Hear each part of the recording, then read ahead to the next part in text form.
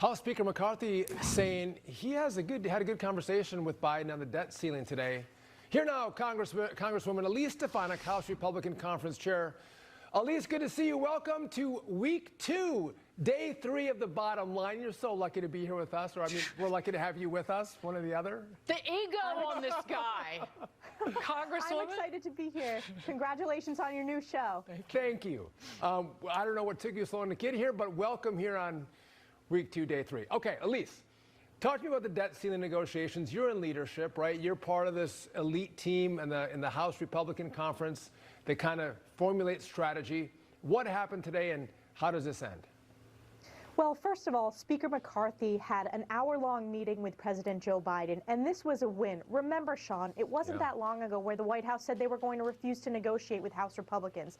Speaker McCarthy correctly went in to negotiate, to start this process, to lay out that the current trajectory is unsustainable. We're talking over $31 trillion of debt. We are saddling future generations, and trillions have been racked up in single-party Democrat rule. So like any family or any small business would have to have these discussions, so does the federal government. And one of the messages that was sent in this midterm, Sean, is we have to get our fiscal house in order. So House Republicans are going to stand strong when it comes to bringing us on a path towards fiscal responsibility. And part of that is coming to the negotiation table. So the fact that Speaker McCarthy was in there on behalf of the American people, we are starting this process, and importantly, it's going to lead to good governance, fiscal responsibility, as well as just standing up for hardworking Americans. I held up this delicious Congresswoman statement that came out from President Biden after his meeting with Speaker McCarthy, and at the very bottom it says, the president welcomes a separate discussion with congressional leaders about how to reduce the deficit and control the national debt. And then he goes on to brag about which is a fib, and I'm being kind, about the deficit reduction in the first 2 years in office. But this just seems to say you're gonna raise the debt ceiling and then we'll talk about cutting spending. Well, it is a non-starter. Think about the American family, Dagen.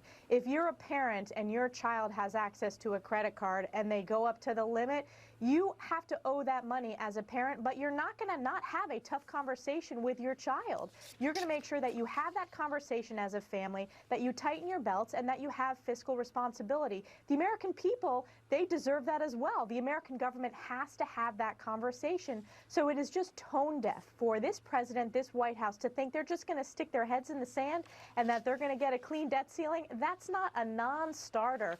We have to be responsible. We are going to be sensible, but we need to have a conversation about savings and about fiscal responsibility, just like a family, just like a small business. And if we don't, we're going to have a crisis on our horizon. This thing is going to end very poorly, Elise, and thank God Republicans are pushing this to reform spending. But I want to switch gears on you, because this is an issue that you've been out on and forceful in your speaking.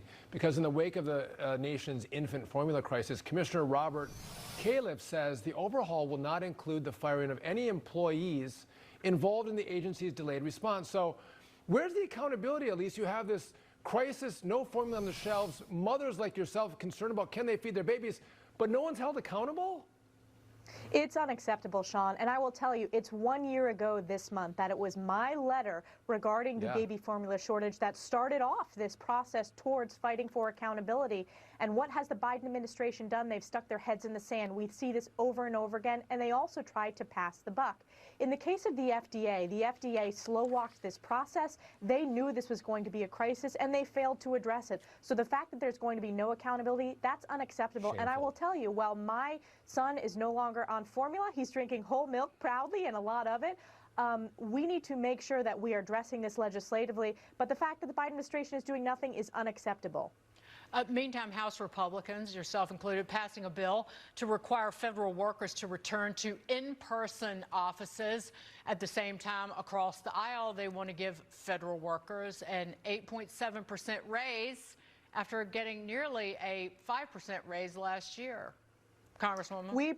We proudly passed the Show Up Act, and it means exactly that. Federal workers are required to show up to work. I will tell you, running our congressional office in New York's 21st District, there have been backlogs in passports, in VA claims, in all of the responses from federal agencies. That is unacceptable. The American people are showing up to their jobs, so do the federal workforce. So that is what our bill did today on the floor, and the fact that Democrats want to oppose that concept is just nonsensical. And I will tell you, we deserve accountability. These jobs are paid for by the American taxpayers. So showing up will make sure that we're able to address these backlogs and better serve the American people. And Elise, you're able to get Democrats in the House to come back to actually vote. You got rid of proxy voting. So Democrat members of Congress actually have to show up for work, too. So really well done, Elise. Thanks for joining us. We appreciate it. You're the best. Thank you. Thank you. All right.